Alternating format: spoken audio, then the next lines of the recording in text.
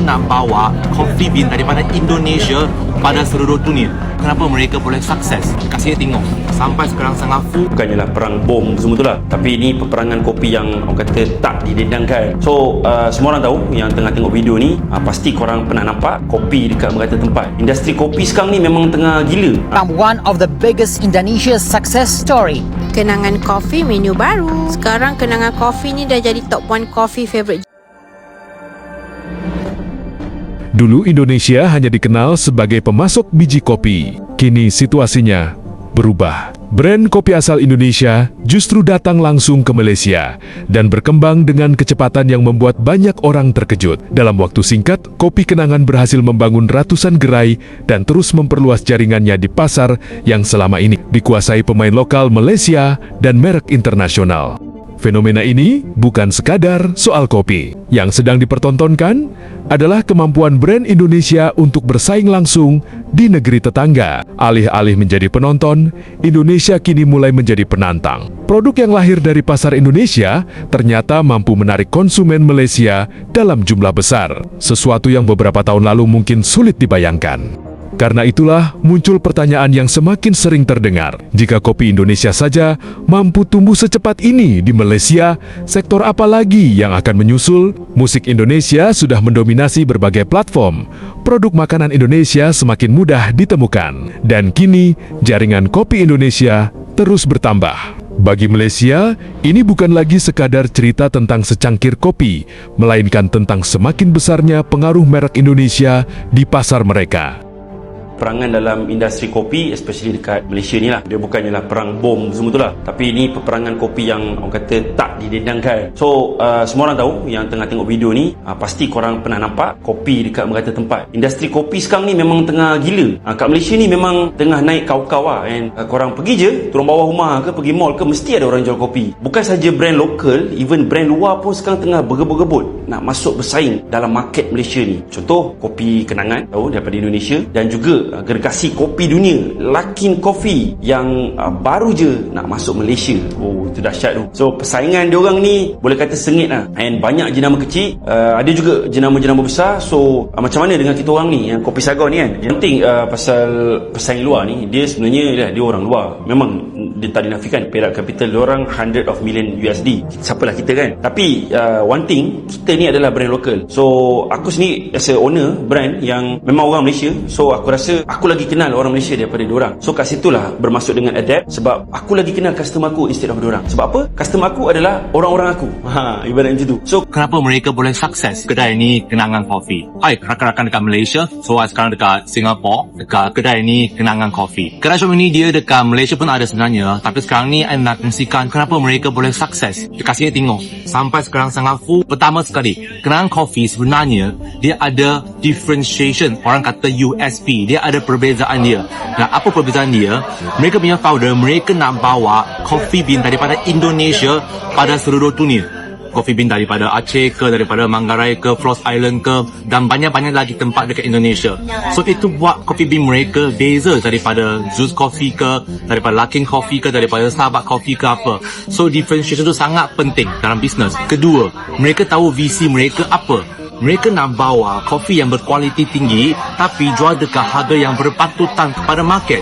So ini cara mereka. Harga kopi mereka sebenarnya lagi murah daripada Starbucks kalau kita orang tengok. Tapi ruang dia mereka pun selesa juga. So orang boleh kerja dekat sini, boleh lepak dekat sini. Itulah sebab mereka dapat crowd macam ni. Ketiga, kenapa mereka boleh berjaya? Mereka sebenarnya tahu macam mana main dengan teknologi. Of course mereka ada funding masuk, ada investor. Tapi mereka guna fund itu buatkan apps. Mereka akan gunakan app biar kita orang order melalui apps. Lepas tu kita orang kena bagi tahu details kita orang.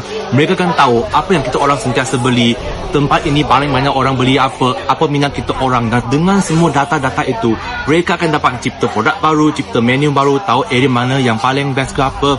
So dengan semua itu, data akan sangat useful untuk mereka naikkan peluang sukses mereka semasa mereka masuk market baru. So, atas ketiga-tiga faktor ini adalah antara success factor mereka untuk brand Kenangan Coffee. Harap kita orang boleh fikir juga untuk brand kita orang atau untuk bisnes kita orang sendiri, apa yang kita orang dapat belajar.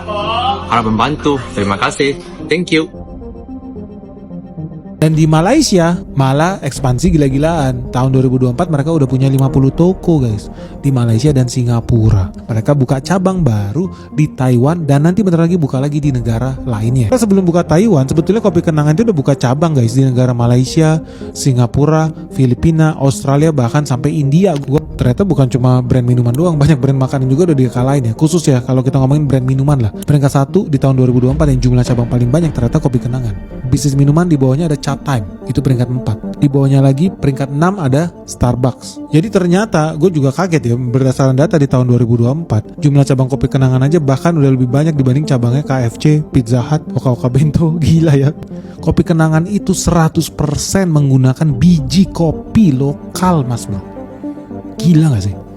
Biji lokal dalam negeri loh. Bukan hanya kopinya loh, tapi gula arennya juga dia pakai kopi lokal. Bulan, Kopi Kenangan itu membutuhkan kopi sekitar 30 hingga 32 ton. Lu udah bisa lihat, artinya secara nggak langsung, ya mereka berkontribusi terhadap penghidupan petani kopi.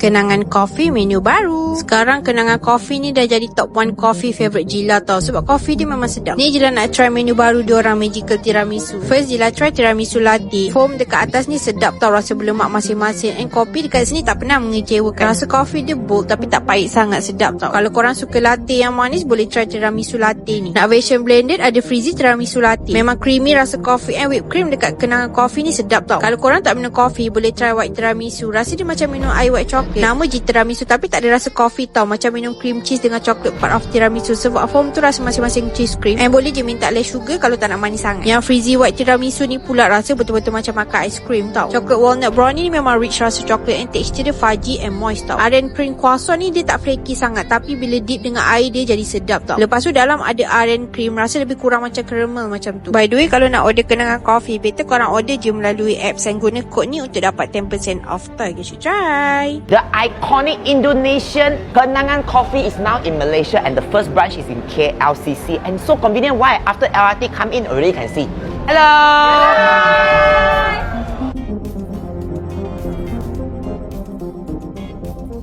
Let's see what is the hype with latte Kenangan. It's aromatic. You just know that the quality is good. It's not so bitter to a point that I will wake up from that. Just nice for me. As a non-coffee drinker, I can tolerate this. So one of the special part about Kenangan latte, right, is that they use gula aren. Now the gula aren, right, is not like gula Melaka. Like immediately you will taste the sweetness. No.